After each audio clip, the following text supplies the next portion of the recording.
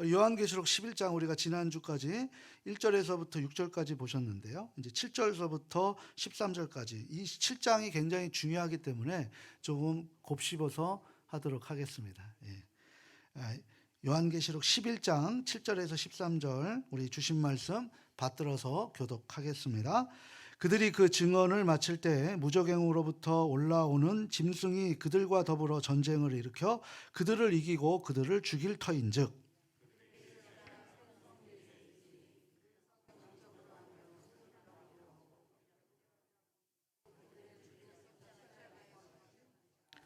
백성들과 족속과 방언과 나라 중에서 사람들이 그 시체를 사흘 반 동안을 보며 무덤에 장사하지 못하게 하리로다.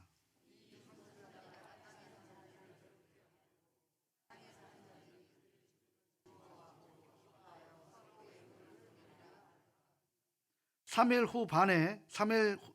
반 후에 하나님께로부터 생기가 그들 속에 들어가매 그들이 발로 일어나서 구경하는 자들이 크게 두려워하더라.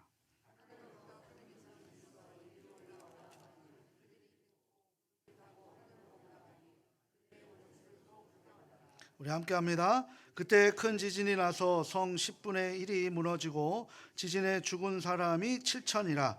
그 남은 자들이 두려워하여 영광을 하늘의 하나님께 돌리더라. 아멘. 오늘 말씀에 보면은 우리 제목 같이 한번 읽어보도록 할까요? 제목 같이 함께 읽겠습니다. 큰 성의 실체. 오늘 우리 7절에 보게 되면 8절에 보게 되면 큰 성 길에 있으니 그들의 시체가 큰 성 길에 있으니라고 이렇게 표현되고 있어요.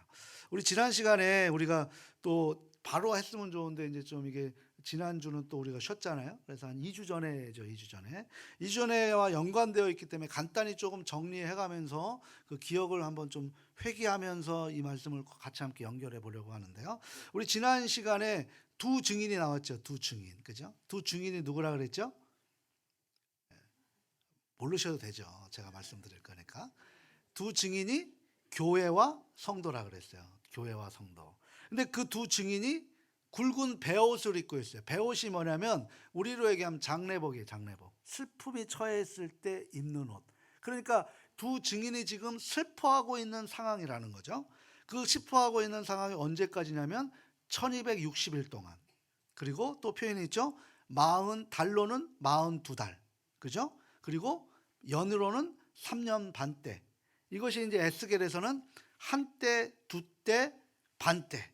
한때, 두때가 이제 두때가 아니라 두 가지 두때고 그리고 반때. 그래서 하나, 둘, 반하면 3년 반.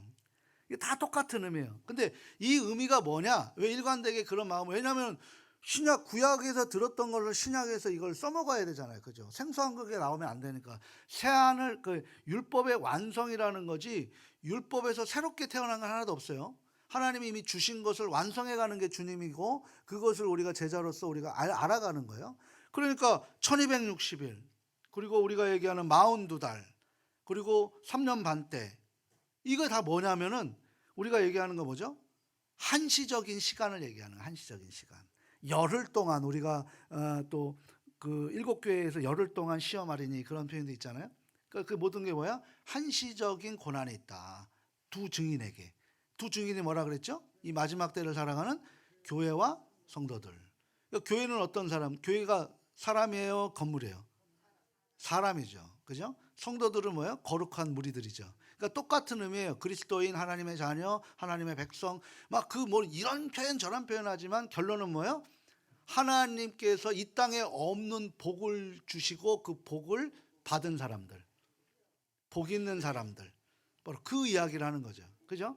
그리스도인이라고도 표현하기도 하고 하나님의 자녀라고 표현하기도 하고 하나님의 백성이라고도 표현하기도 합니다. 그러니까 이 말씀은 교회 공동체와 성도들이 살아내야 되는 한시적인 고난의 시간을 의미하는 거예요. 그러나 하나님이 이 교회와 성도들을 원수로부터 완전히 무너지지 않고 보호하실 것이라는 약속을 우리에게 해주신 것이 요한계시록이다. 그러니까 최후 승리자는 누구이냐?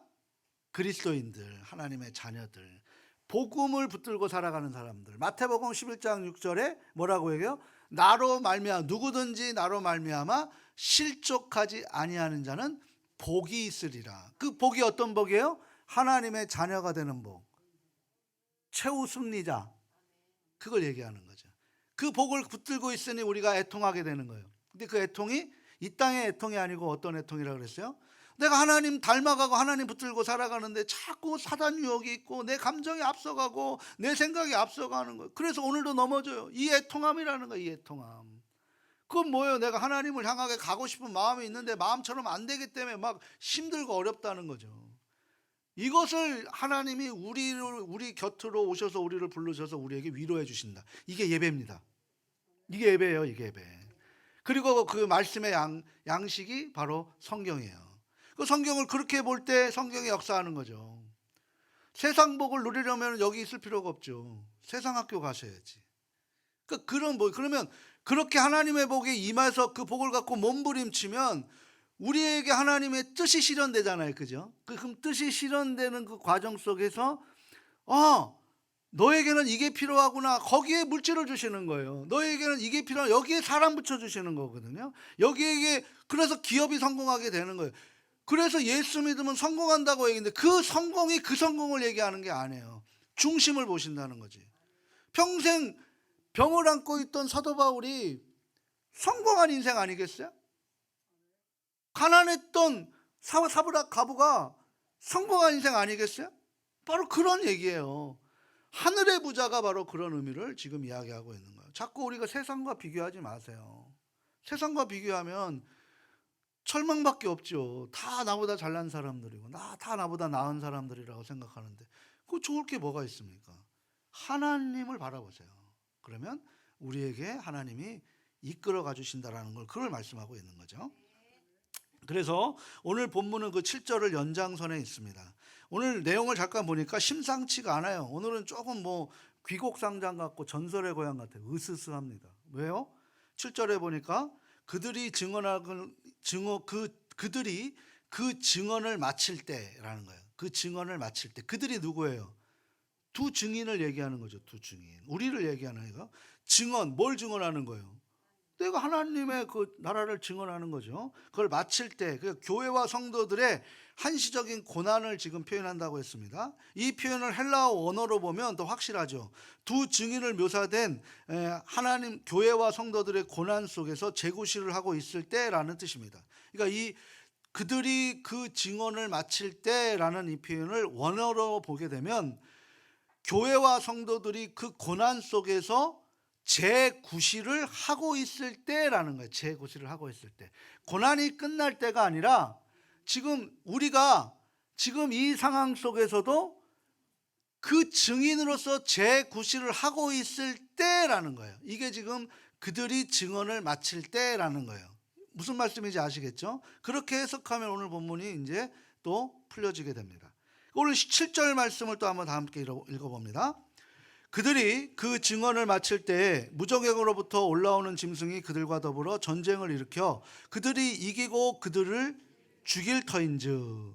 자, 한번 보세요. 그들이 그 증언을 마칠 때에 라는 거잖아요. 그죠? 이걸 아까 말씀드렸던 것처럼 교회와 성도들이 그 고난 가운데 증인으로서 재구실을 할 때에 뭐가 나온다는 거예요? 무적행으로부터 올라오는 짐승이 있대요. 그 짐승이 그들과 더불어 뭐 한다는 거예요? 전쟁을 한다는 거예요. 전쟁을. 교회와 더불어 전쟁을 할 때 전쟁을 일으켜. 그러니까 누가 일으키는 거예요? 그 무정해 놓은 짐승들이 일으키고 그들을 이기고 그들을 죽일 터인즉. 두 증인을 이기고 두 증인을 죽일 터인즉. 그러니까 마칠 때가 아니라 지금 그 가운데 있을 때라는 거잖아요. 그죠?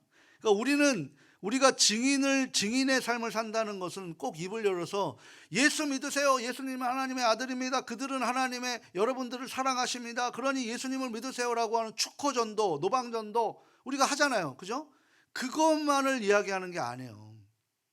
성경에서 증언은 그 역할을 감당해내는 것. 그래서 우리가 지금 뭐 하는 거예요? 나와 같은 예배자 세우자는 거죠. 그러면 내가 그 고난 속에서 재구실을 해야 되는 거잖아요. 그죠? 내가 아프다고 하나님 앞에 힘들다고 하는 것보다 그 힘듦 속에서 내가 하나님을 더 의지하지 못하는 것을 애통해 하는 것까지 나가셔야 된다는 거예요. 그러면 위로가 되고 치유가 되고 사명의 길이 열린다는 거죠. 그 자리에서 머무시면 안 되는 거예요. 나를 뚫고 나가셔야 되는 거예요. 이게 신앙의 성숙입니다. 그걸 지금 말씀하고 있는 거예요. 여기서 그 증언을 마칠 때라는 말은 그들이 자기의 삶의 자리에서 재구실을 하고 있을 때 갑자기 무적행에서 무적행이라는 무서운 단어가 나와요. 이 무적행은 뭐냐면은 악한 영혼들이 벌을 받아 떨어지면 헤어나오지 못하는 영원한 구렁텅이. 이 무적행이라는 건 뭐냐면 한문인데, 이 무적행은 바닥이 없는 구렁텅이, 낭떠러지. 바닥이 없으니까 계속 추락하고 있는 거죠. 그런 영원한 곳에 사탄이 결박되어 있다. 여기서 짐승은 사탄을 이야기합니다. 사탄 마귀를. 그러니까 짐승, 사탄이 지금 뭐 하는 거예요? 올라오는 거예요. 하나님이 그걸 내버려 두시는 거예요, 지금. 이 짐승들이 올라와서 지금 두 증인들, 그들과 전쟁을 합니다. 두 증인은 교회와 성도라고 말씀을 드렸어요. 여기에서 아주 재밌는 대립구도가 형성이 되는 거죠. 그러니까 지금 사탄 마귀의 전쟁하는 대상은 누구예요? 저와 여러분. 우리예요. 뭐 성도라고 하지 마세요. 나라고 하세요. 나. 그럼 사탄이 지금 뭐 한다는 거예요? 그들을 죽이고 그들을 무너뜨린다는 거예요. 여기 놀아나면 되겠습니까? 하나님의 복이 임한 사람들이 지금 그 얘기를 하고 있는 거예요. 그런데 두 증인이 건드는 사람이 있다는 거예요. 그냥 다 건들지 않는다는 거죠. 뭐 하는 사람만 건드는 거예요? 재구실을 하는 사람만 건든다는 거예요. 교인을 다 건들지 않는다니까요. 누구를 건드는 거예요? 재구실을 하는 사람들을 건든대요. 성경이 얘기하잖아요. 우리가 저와 여러분 세상 사람들과 똑같이 마음대로 살면 사탄이 시비를 걸까요, 안 걸까요? 안 걸어요. 잘했다 하는 거예요. 그럼 그게 복 받은 건 줄 알고, 교회 다니니까 나 이렇게 복 받았어요. 속으로 죽어가는 건지도 모르고. 그걸 밝혀내는 게 목사의 역할이에요. 이게 아니구나. 그죠? 사탄의 입장에서는 잘하고 있는 사람 건들 필요가 없어요. 그냥 교회 다녀. 그리고 하루 교회 다니고 6일 그냥 그렇게 살아. 그리고 가서 또 회개해. 그리고 또 눈물도 뿌리고 그렇게 해. 하나님 용서해 준다고 생각해. 그리고 또 다시 나가서 그대로 살아. 이 전쟁이 지는 거예요. 삶의 예배자가 안 되는 거예요. 이게. 하나님 말씀 무섭죠. 연구하면 연구할수록 성령 의지하지 않고 내 의지로 할 수 없는 게 하나님 말씀이에요. 성령의 감동으로 일어나는 거. 그래서 오늘도 성령 붙들고 살아가지 않으면 여전히 사단에게 질게 되는 거예요. 영적 전쟁이 바로 이런 겁니다. 그런데 오늘 말씀을 듣고 나는 말씀만 붙들고 살려고 노력할 때 애통함이 있다니까요. 그러면 사단이 가만두지 않습니다. 그때부터 전쟁이 일어나는 거예요. 육체를 치어요. 막 나를 힘들게 해요. 몸부림치게 만드는 거예요. 그러면 그때서부터 우리는 어떻게 돼요? 나를 봐야 되는데, 내가 지금 잘 가고 있는데 여기에서 신앙을 붙들어야 되는데 이고동성 우리 모두는 하나님을 원망하고 하나님 앞에 왜 나에게 이런 삶을 주세요라고 우리 스스로가 그렇게 이야기하고 말아버려요. 거기서 다시 뒤로 퇴보합니다. 누가 기뻐하는 삶을 살아가는 거예요? 사탄이 기뻐하는 삶을 살아가는 거예요. 복을 받은 우리가, 복이 임한 우리가, 그 애통함이 어떤 애통함이었는지를 우리가 아셔야 된다는 거죠. 가족, 이게 뭔지 아시겠죠? 이제 우리가 항상 이 세상에 벌어지고 내 삶에 벌어지고 있는 일에 대해서 눈에 보이는 것들만 봐서는 안 됩니다. 이 사실을 넘어서 배후의 세력이 있다는 것을 확인해야 돼요. 마찬가지죠. 이 두 증인이, 짐승이, 이 두 증인이 이런 자기의 삶의 자리에서 재고시를 하고 있을 때 뒷짐지고 가만히 있겠어요? 천만의 말씀입니다. 그래서 때가 악하니라라고 얘기하는 거예요. 세월을 아끼라라고 말씀하고 있는 거예요. 우리가 언제나 하나님 말씀대로 제대로 살면 살수록 괴롭고 힘들고 아픈 일들이 벌어집니다. 솔직하게 조금 비겁하면 세상에서 편히 살 수 있어요. 성실, 공의, 정직, 이게 쉬울 것 같아요? 쉽지 않아요. 목사님 저도 이 세 가지를 만들어가고 그것을 합당한 삶을 살지 못해요. 세상에 조금만 편하게, 조금만 비겁하면 편하게 살 수 있어요. 하지만 우리는 증인이기 때문에, 하나님의 세우신 복을 받은 사람들이기 때문에 그렇게 할 수 없다는 거예요. 그런 삶을 살 수 없다는 거예요. 이 모습을 보고 세상 사람들이 우리를 향해 뭐라고 해요? 저 미련한 것들, 저 예수에 미친 것들, 그래서 그리스도인이 된 거예요. 예수쟁이가 된 거예요. 그러나 매일매일 영적 전쟁인 거죠. 근데 모두 주님 붙들고 가면 백전백승인 줄 믿습니다. 지피지기면 백전불태라는 표현도 있잖아요. 주님을 알면 우리가 절대로 지지 않아요. 주님을 모르기 때문에 우리가 지는 거예요. 그래서 여호와를 알자, 힘써 알자. 그래서 저희가 갖고 있는 목회 전략은, 내가 아는 한, 하나님이 나에게 알려주신 한 예수님을 제대로 전해야겠다. 그 말씀으로 제가 지금 준비하고 있는 거예요. 좀 어렵더라도 함께 동참해 주시기를 바랍니다. 자, 우리 8절로 이어갑니다. 함께 읽습니다. 그들의 시체가 큰 성 길에 있으리니 그 성은 영적으로 하면 소돔이라고도 하고 애굽이라고도 하니 곧 그들의 주께서 십자가에 못 박힌 곳이라. 아멘. 소돔과 애굽과 예수님의 십자가에 못 박힌 곳을 같이 봐요. 근데 시대가 다 틀리잖아요. 그죠? 소돔은 굉장히 오래 있었던 데고, 최초에 있었던 데고, 애굽은 문명이 태어난 데고, 그리고 예수님은 신약에 계신 분들이에요. 근데 이게 어떻게 같은 것이라고 볼 수 있는가? 그들의 시체, 이게 무엇을 묘사하는 것일까? 그들의 시체, 사탄이 심한 공격으로 세상에서 정말 비참하게 죽어간 성도들을 얘기하는 거예요. 사탄의 공작으로 비참하게 죽어간 성도들, 사탄의 공작으로 우리 예수님 비참하게 죽었죠. 사탄의 공작으로 스데반 집사가 비참하게 죽었죠. 그 얘기하는 거예요. 그 얘기. 우리가 재구시를 해서 사탄에 의해서 우리가 이 생에서 정말 불쌍하게 죽어간다 할지라도 그것이 하나님에게는 이거다라는 거죠. 지금 그 말씀을 하고 있는 거죠.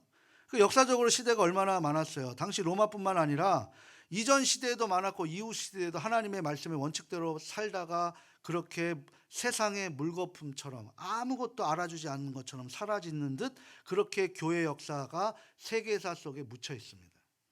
그래서 세상은 세계사를 기억하지만 우리는 뭘 기억해야 돼요? 교회 역사를 기억해야 돼요. 교회 역사를 가지고 세계사를 다시 봐야 되는 거예요. 8절을 보니까 큰 성이 나옵니다. 성경에 이런 표현이 주로 무엇으로 표현되냐면 그 용례를 한번 따져볼 필요가 있어요. 그래서 성경의 가장 정확한 해석은 뭐예요?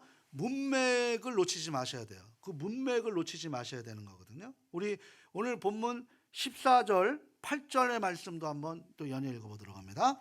또 다른 천사 곧 둘째가 그 뒤를 따라 말하되 무너졌도다 무너졌도다 큰 성 바벨론이여 모든 나라에게 그의 음행으로 말미암아 진노의 포도주를 먹이던 자로다 하더라. 아멘. 그러니까 이 8절에 보게 되면 그들의 시차가 어디에 있다라는 거예요? 큰 성 길에 있다라는 거죠. 그죠? 근데 그 큰 성이 어떤 성이라는 거예요? 바벨론이라고 지금 14절 8절에 지금 표현하고 있어요. 이 큰 성의 윤곽이 드러났어요. 큰 성 바벨론에 누가 있다라는 거예요? 예수를 잘 믿고 제대로 구실했던, 그래서 사단에게 죽임을 당했던 시체들이 큰 성 바벨론의 질비에 있다라고 지금 말씀하고 있는 거예요. 이스라엘 포로로 잡혀간 시련과 환란을 준 나라가 바로 바벨론이잖아요. 그죠? 남유다를 BC 586년에 멸망시켰던 게 바로, 그래서 이스라엘 전체를 장악했던 게 바로 70년 동안 장악했던 게 바벨론이잖아요. 그 바벨론이 이제 페르시아에 무너지고, 페르시아가 헬라에 무너지고, 헬라가 로마에 무너져서 페르시아, 아수르, 바벨론, 페르시아, 그 다음에 헬라, 로마로 이어지는 모습들이 된다라는 거죠. 자, 그러면 현재 이 지금 계시록을 쓰고 있는 당신의 이 바벨론은 이라는 나라는 존재하지 않잖아요. 근데 이스라엘 백성들의 바벨론이라는 것은 어떤 존재라는 걸 알잖아요. 그죠? 지금 그러면 현재 실제로 않지만 이 바벨론으로 묘사된 나라가 지금 사도 요한 시대의 그 나라는 어떤 나라일까요? 로마. 그 얘기하는 거예요. 그 얘기. 은유적으로 표현한 거죠. 묵시문학이라고 했잖아요. 이것을 대놓고 얘기할 수 없잖아요. 그러면 이거 불태워버리고 이거 쓰지도 못했던 거니까. 그 당시에 뭐 인쇄술이 발달한 건 아니었잖아요. 그죠? 그러니까 큰 성 바벨론이라고 얘기하는 것은 계시록 16장 19절에도 또 한 번 기록되고 있어요. 그럼 그때 가서 다시 한번 또 집중적으로 보겠습니다. 이제 다시 본문으로 돌아와서 이 큰 성의 실체가 무엇인지를 확인한 줄 압니다. 영적으로는 소돔과 고모라와 애굽이라는 거죠. 그러면 이 소돔과 그리고 애굽이라는 나라가 무슨 나라였냐는 거예요. 이스라엘 백성들에게 환난과 유혹과 어려움을 준 나라였다라는 거잖아요. 그죠? 그러니까 로마 제국하에 그리스도의 보혈의 공로에 의지하여 유일한 생명의 원칙만을 붙잡고 살아가던 그리스도인들은, 두 증인들은 이 로마의 어떤 존재로 인식하냐면 그 로마는 음란의 심장으로, 그것을 대놓고 할 수 없으니까 그들만의 아는 그 인식의 역사, 소돔을 이야기하는 거죠. 소돔은 뭐예요? 음란함이잖아요. 그죠? 로마가 음란할 수 있었던 것은 대중 목욕탕의 시작이 바로 음란함, 바로 거기에서부터 막 성적 타락이 시작한 거예요. 로마는 성적 타락으로 망가졌어요. 그런 걸 우리가 이제 성지순례 가면 다 보이는 거죠. 고린도 교회가 바로 그 성적 타락한 도시잖아요. 그런 모습들이 다 보이는 거예요. 그리고 그리스도인들에게 환난과 고난을 주었던 대표적인 나라가 어딜까요? 430년 동안 고통 속에 있었던 나라, 그래서 출애굽했던 나라, 애굽. 그 이야기를 하는 거예요. 그 이야기를. 이거를 이렇게 확인하고 읽게 되면 무슨 말씀을 하시는지를 알게 되는 거죠. 그래서 예수 그리스도께서 못 박히신 곳이라고, 이거는 뭐예요? 문학적인 표현이죠. 이러한 죄인들을 위해서 또 이런 환난과 고난 가운데 음란한 도시 속에서 예수님처럼 하나님 말씀을 지키다가 죽어간 하나님의 자녀들을 위해서 예수 그리스도께서 십자가에 못 박히신 것과 동일하다라고 보고 계시는 거예요. 우리가 그런 증인된 삶을 살아가는 것이 예수님을 닮아가는 삶이다라고 예수님께서 직접 우리에게 나와 같은 삶이다라고 인정해 주시고 있다는 거예요. 얼마나 위로가 됩니까? 그죠? 그 예수님 믿고 복 받는 게 아니라 이런 표현들이 지금 성경 곳곳에 있다는 거예요. 자, 9절 말씀 또 이어서 읽어보도록 할까요? 9절 말씀. 백성들과 족속과 방언과 나라 중에서 사람들이 그 시체를 사흘 반 동안을 보며 무덤에 장사하지 못하게 하리로다. 아멘. 여기서도 시간이 나타나는 사흘 반 동안이라는 것이 기록되죠. 이것은 3년 반이라는 의미에 표현된 대고법이에요. 대고법은 뭐예요? 유사한 법을 얘기하는 거예요. 그러니까 같은 의미라고 볼 수 있어요. 한시적인 고난, 환난을 의미하는 것이죠. 그렇게 하나님의 말씀을 붙들고 로마 거리에서 죽어가고 쓰러져간 성도들의 시체를 보고 장사를 하지 못한다라고 성경이, 왜 그럴까요? 왜 장사를 하지 못했을까요? 이 의미는 그렇게 죽어간 사람들을 세상이 하찮게 본다는 거예요. 하찮게 본다는 거예요. 우리가 그렇게 주님 일하면서 주님 때문에 손해보고 그렇게 죽어가지만 세상 사람들은 눈 하나 깜짝하지 않고 왜 저렇게 미련하게 저렇게 사냐라고 손가락질 한다는 거예요. 거기에 현혹될 필요가 없다는 거예요. 거기에 하나님의 생명책에, 역사책에 기록되고 하나님이 기억하시면 그게 승리인 줄 믿습니다. 그러니까 이들의 세상 눈에 볼 때는 그리스도인들의 죽음이 무의미하고 무가치하고 완전히 참 바보 같은 짓이고, 그 예수 한번 십자가 밟고 나가면은 너한테 먹을거리 생기고 네가 세상에서 가질 수 있는데 그걸 못해갖고 저희 바보 같은 놈들이 저러고 있다고, 그 죽음이 누가 알아주냐라고 지금 비아냥거리고 있는 거예요. 그러니까 뭐예요? 장사할 수도 없다고 지금 얘기하고 있는 거죠. 조금 더 들어가 볼까요? 10절 말씀 또 읽어봅니다. 두 선지자가 땅에 사는 자들을 괴롭게 한 고로 땅에 사는 자들이 그들의 죽음을 즐거워하고 기뻐하여 서로 예물을 보내리라 하더라. 아멘. 여기 아주 정확한 해석이 있어요. 증인들은 교회와 성도들의 증언의 삶을 말한다고 했습니다. 그런데 그들의 죽음을 보고 세상 사람들이 어떻게 하냐면 기뻐하고 즐거워하며 자기들끼리 예물을 주고 받는데요. 이것이 정말 현실로 비추어질 때는 당하는 성도들의 입장에서는 기가 막힌 거죠. 믿음 지켜나가기가 쉽지 않은 거예요. 땅에 사는 두 선지자들은 이 두 증인과 같은 개념입니다. 그런데 선지자가 누구를 괴롭게 하는 거예요? 땅에 사는 사람들을 괴롭게 한다는 거예요. 땅에 사는 사람들. 두 선지자가 땅에 사는 사람들을 괴롭게 한 고로라고 얘기하잖아요. 그죠? 이게 무슨 뜻이냐면 땅은 세속을 상징하고 있어요. 언제나 하늘과 땅을 대비시켜서 땅과 하늘이라고 이렇게 얘기합니다. 그러면 어떻게 이 땅에 살아가는 사람들을 두 선지자들이 이 땅에 사는 사람들을 괴롭혔을까요? 이 일이 바로 저와 여러분들 속에서 일어나야 할 줄 믿습니다. 우리가 진심으로 하나님의 말씀을 붙들고 생활 현장에서 제대로 살기 시작하면 하나님의 영이 없는 사람들이 우리를 괴롭히기 시작하고 우리를 손가락질하기 시작하는 거예요. 주일날 가게 문 닫으니 그러잖아 라고 그렇게 손가락질하는 거예요. 근데 하나님 믿으니까, 약속 믿으니까 하나님이 이끌어 가시는 거예요. 하나님이 더 큰 것을 우리에게 부여시켜 주신다라는 거예요. 우리가 적당히 섞여서 살거나 아니면 감각이 없거나 둘 중에 하나입니다. 그러니까 세속적인 삶을 사람들에게 올바른 길을 권하는 그리스도인들은 세상에서 미움과 오해를 받기도 하고 손가락질 당하기도 하는 괴롭힘을 당한다라는 거예요. 우리 11절 말씀도 한번 읽어보도록 할까요? 3일 반 후에 하나님께로부터 생기가 그들 속에 들어가매 그들이 발로 일어서니 구경하는 자들이 크게 두려워하더라. 아멘. 여기 어디서 많이 본 표현이죠? 아담도 하나님께서 생기를 불어넣어줘서 사람이 되게 하셨죠. 흙덩어리가 그렇게 생기가 되어 간다는 것, 살아있는 역사죠. 우리 뼈가 다시 생기를 얻고 어디서 한번 들어보셨죠? 에스겔 몇 장? 에스겔까지는 아시죠? 37장. 37장에서 생기가 드러나는 거죠. 그럼 한번 37장 한번 찾아볼까요? 우리 1절 말씀 같이 한번 읽어보도록 합니다. 여호와께서 권능으로 내게 임재하시고 그의 영으로 나를 데리고 가서 골짜기의 가운데 두셨는데 거기 뼈가 가득하더라. 아멘. 거기에 이제 생명의 기운이 들어오니까 그들의 일어나 여호와의 군대가 됩니다. 우리 10절 말씀 또 읽어보도록 합니다. 이에 내가 그 명령대로 대언하였더니 생기가 그들에게 들어가매 그들이 곧 살아나서 일어나 서는데 극히 큰 군대더라. 아멘. 근데 바로 이와 같은 역사의 대반전이 우리 앞에 지금 예비되어 있다라는 거예요. 우리 다시 한번 11절 말씀, 우리 요한계시록 11장 11절 말씀 다시 한번 읽어보도록 합니다.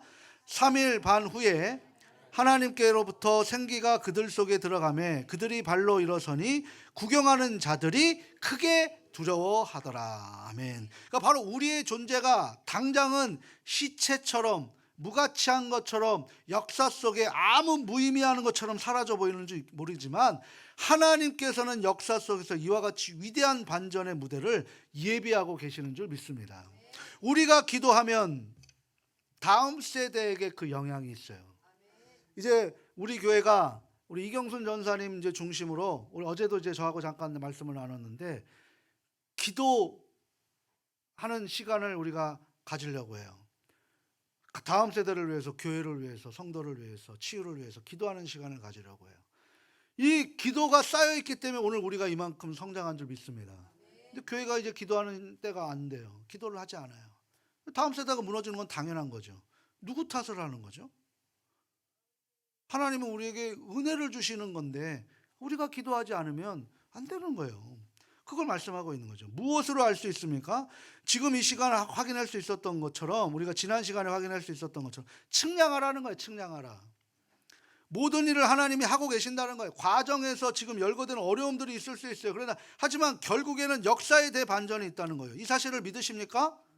바로 이 믿음의 아멘으로 화답하셔야 되는 거죠. 내가 기도하지 않고 하나님 앞에 치유받을 수 있다? 안 돼요.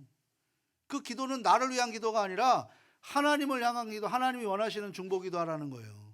모두가 중보기도 다 되시길 바랍니다. 제가 저번에 한번 말씀드렸듯이 내 기도는 10분 이상 하지 말라 그랬어요. 다 남을 위한 기도를 하시라고.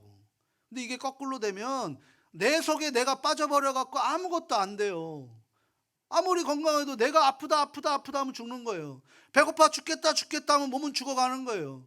힘들어 죽겠다 죽겠다 죽겠다 하면 죽어가는 거예요. 내가 어쩌지 어쩌지 어쩌지 하면 그냥 어쩔 수 없게 되는 거예요.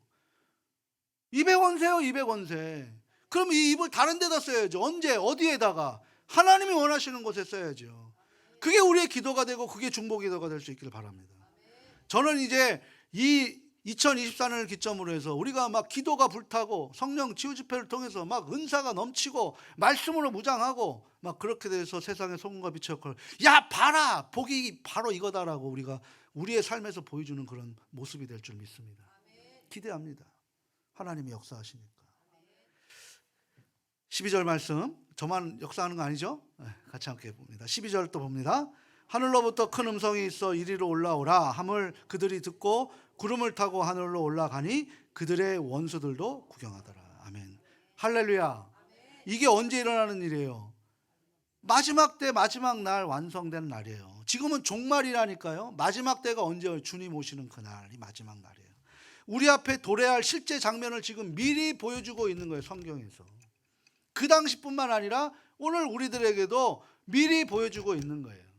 이 장면을 왜 미리 보여줄까요? 예수님께서도 공생애 때 제자들에게 무엇을 강조했습니까? 나는 고난받을 것이다, 나는 십자가에 달려 죽을 것이다 라고 그것을 강조했어요. 따라다니면서 제자들이 헷갈린 거예요. 이게 무슨 소리지? 저분이 우리 로마의 압제에서 우리가 이제 다시 독립하고 우리가 승승장구해서 다윗의 그 왕으로 세계를 제패하는 일에 바로 이 예수님이 바로 우리 왕이신데 왜 자꾸 죽는다고 얘기하지? 뭐예요? 우리의 관심이 세상에 있으니까 이 복을 이해하지 못하는 거예요. 엉뚱하게 우리의 왕이신데 자꾸 엉뚱한 소리 한다라고 얘기를 하는 거죠. 그러니까 베드로가 뭐예요? 아 주님 왜 그러세요? 제가 지키겠습니다. 사단에게 내 마음을 빼앗긴 거예요. 그래서 사단아 내 뒤로 물러가라 라고 주님께서 말씀하시는 거예요. 생각을 빼앗겨 버리니까. 그래서 중간에 아주 놀라운 광경이 제자들에게 보여주시죠. 변화산 사건이 있습니다. 변화산에 일부의 제자들을 데리고 올라가시죠. 베드로, 요한 그리고 야고보를 데리고 올라갑니다. 정말 하늘 성전에서나 목격할 수 있는 놀랍고 아름다운 모습이 보이는 거예요. 그래서 베드로가 황홀경에 빠져버려서 이렇게 얘기합니다. 마태복음 17장 4절이죠. 한번 읽어봅니다. 베드로가 예수께 여쭈어 이르되 주여 우리가 여기 있는 것이 좋사오니 만일 주께서 원하시면 내가 여기서 초막셋을 짓고 하나는 주님을 위하여 하나는 모세를 위하여 하나는 엘리야를 위하여 하리이다. 아멘. 그러니까 이 장면은 당장 그렇게 된다는 현세의 약속이 아니라 마지막 때에 주님께서 보여주시는 장면인데 불안에 떨고 있는 제자들에게 미리 한번 보여주셨던 거예요. 그런데 그것이 지금 현실인 줄 알고 여기가 좋사오니 주님 여기서 우리가 이렇게 행복하게 살아요 라고 지금 얘기하고 있는 거예요. 근데 밑에서는 어떤 일이 벌어져요? 제자들이 지금 귀신 들린 그 자녀를 축철도 못하고 꼼짝 못하고 있는 그런 모습으로 처해 있는 거예요. 그러니까 어디에 우리가 있어야 되느냐라는 거죠. 내가 지금 산에서 내려가 십자가의 짐을 지고 죽음의 길로 가야 한다라고 지금 말씀하고 있는 장면이 그 17장 4절 이후의 말씀이라고 볼 수 있어요. 우리 12절 말씀 같이 한번 읽어보도록 합니다. 내가 너희에게 말하노니 엘리야가 이미 왔으되 사람들이 알지 못하고 임의로 대우하였도다. 인자도 이와 같이 그들에게 고난을 받으리라 하시니. 아멘. 이러한 장면도 로마 압제 속에 정말 어떤 보상도 받지 못하고 모든 것을 망한 사람 마냥 절망의 나락에 빠져들며 심하게 흔들거리는 그리스도인들에게 다시 한번 하나님께서 말씀해 주시는 계시라고 확고하게 서서 보이도록 해주신 거예요. 미리. 그러하게 우리가 이 흔들리는 세상 속에 계속 주님께 이미 완성해 놓으신 성경의 걸말속을 보고 우리는 뭐를 해야 되는 거예요? 흔들리지 말아야 되는 거예요. 확신을 가지고 있어야 돼요. 하나님이 이루시는 이 통치 세계는 하나님 뜻대로 이루어지는 줄 믿으십니까? 확실하십니까? 그러면은 이대로 살아가는 거죠. 이대로. 그게 세상이 감당하지 못할 믿음을 갖고 있는 사람들이죠. 우리 마지막 13절 말씀 함께 읽겠습니다. 그때 큰 지진이 나서 성 10분의 1이 무너지고 지진이 죽은 사람들이 7천이라. 그 남은 자들이 두려워하여 영광을 하늘에 하나님께 돌리더라. 아멘. 이제 극적인 대조가 분명하게 나타납니다. 그렇게 쓰러져 갔던 사람들이 주님에 의해 다시 세워졌고, 그렇지 않은 사람들이 어떻게 되는 거예요? 지진에 의해서 죽는 거예요. 지진에 의해서 죽는다니까. 그러니까 성경의 지진은 뭐냐면 대표적으로 지진하면은 하나님의 심판을 상징합니다. 그러니까 기초가 흔들린다는 거예요. 우리의 터가 흔들린다는 거예요. 내가 만들어 오는 터가 흔들려 버린다는 거예요. 다 무너져 버린다는 거죠. 사람들은 모두 땅을 기반으로 살아갑니다. 땅의 것을 기반으로 사는 사람들이 세속이며 세상입니다. 그런데 그것이 마지막 날에는 다 흔들려 버린다는 거예요. 결국은 그들이 영원한 것처럼 굳게 딛고 서 있었고 믿었던 그 모든 나라는 다 사라져 버렸죠. 영원한 아수르의 500년의 아수르가 사라져 버렸습니다. 영원할 것 같은 바벨론이 70년밖에 있지 않았어요. 페르시아가, 그리고 헬라가 그 모든 것을 지배했고, 로마가 해가 지지 않는 나라라고 이야기할 정도로 모든 것을 로마로 통한다라고 이야기하면서 그 모든 나라가 지금 어떻게 됐어요? 있어요, 없어요? 없어요. 어떤 나라만 지금 영원합니까? 하나님 나라, 킹덤 오브 헤븐. 바로 그걸 얘기하는 거예요. 우리가 이 땅에 같이 발을 딛고 서 있어요. 그들과 함께 소망을 하늘에 두고 살아가기 때문에 최후에는 주님께로 올림을 받는 거예요. 이 극명한 두 개의 장면을 여기에서 지금 대비시켜주고 있다는 사실입니다. 사랑하고 소중하고 존경하는 가족 여러분, 교회나 성도가 삶의 현장에서 제 역할을 묵묵히 잘 수행해 나갈 때 사탄은 뭐 한다고요? 우리에게 전쟁을 선포합니다. 영적 전쟁이에요. 그래서 막 기도할 때 더 아프게 되고요, 기도할 때 염려하게 되고요, 예배 자리를 지키려고 할 때 바쁜 일이 생겨요. 우리 잘 보세요.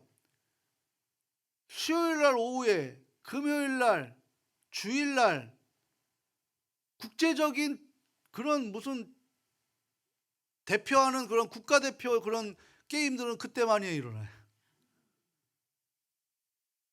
굉장히 우리를, 그러니까 여기 하면은 내가 예를 들어서 그거를 놔야 되는데 놓지 못하면 놓으면 손해거든. 이게 진짜 아이돌이냐고 딜레마에 빠져버리는 거예요. 이게 사탄의 그 계략에 우리가 흔들려 버린다는 거죠. 예배는 지키는 거고 신앙은 지키는 거고 믿음은 인내로 감내하는 거예요. 그게 바로 그리스도인이라는 거죠. 하나님이 기억하시면 되지. 우리 이 땅에 만대 천대 뭐 골골도 100세만 살면 되지 않아요? 그지 않아요? 네. 우리 아내 골골한데 100세 살 거예요. 저희 어머니도 골골하신데 정정하세요. 지금도 막 기도하시고 은사 구하세요. 방언 은사 구하시고 통변 은사 구하시고, 우리 이제 이경순 전사님이 우리 은사해서 우리 교회가 이제 일꾼 세우겠다라고 지금 저에게 그렇게 해도 되나요? 그래서 하십시오 그랬어요. 하나님 그거 하시기 위해서 저에게 파트너로 붙여 주신 거 아니겠습니까? 말씀은 제가 또 감당하고, 그죠? 찬양은 또 예? 우리 부교육자들 찬양 잘하잖아요. 우리 지원이가 그래요. 아빠는 참 노래는 못해 이렇게. 저는 찬양은 잘 안 돼요. 뜨겁게 기도하고 말씀을 묵상하고 같이 함께 나아가는 거예요. 그래서 우리의 일상에서, 일터에서, 삶의 자리에서 우리에게 혼란스럽게 하는 이 전쟁을 경험하셨거나 지금도 하고 계신다면 이 사탄의 유혹을 이기시고 시험을 통과해야만 가능합니다. 큰 성 바벨론은 이스라엘 백성들에게 하나님을 버리고 자신의 신상을 섬기도록 했습니다. 그렇다면 오늘 우리에게 이 바벨론과 같은 것이 무엇인지 반드시 그 실체를 찾아야 되는 거예요. 그래서 오늘 말씀의 제목을 큰 성의 실체라고 했습니다. 나에게 큰 성 바벨론과 같은 실체가 무엇인가 찾아내야 됩니다. 그래야 그것을 이길 수 있는 거예요.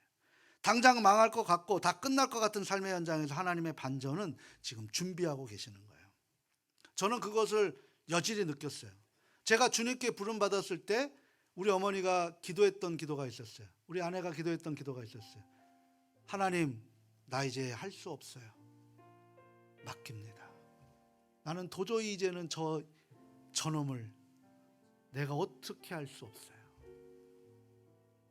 저 인간을 어떻게 할 수 없어요. 하나님, 이제 하나님 책임지세요. 나는 모르겠습니다. 그때 제가 성령 받았어요. 그때 성령 받았다. 하나님 앞에 맡기는 게 당장 손해보시는 것 같죠? 아니에요. 우리는 전체를 볼 수는 없어요. 여기만 보니까. 그래서 우리가 지금까지 지내온 것도 하나님의 은혜라고 얘기하잖아요. 전체를 보면 하나님 우리에게 동일한 은혜 주십니다. 그래서 공평하신 하나님이에요. 그 공평하신 하나님을 붙드시고 자꾸 나 여기만 보지 마시고 그것을 뛰어넘어 하나님의 마음을 알아가셔서 하나님의 뜻 안에서 복일 있는 사람으로, 복을 전하는 사람으로 살아가시는 저와 우리 모든 가족들 될 수 있기를 주님의 이름으로 축원합니다.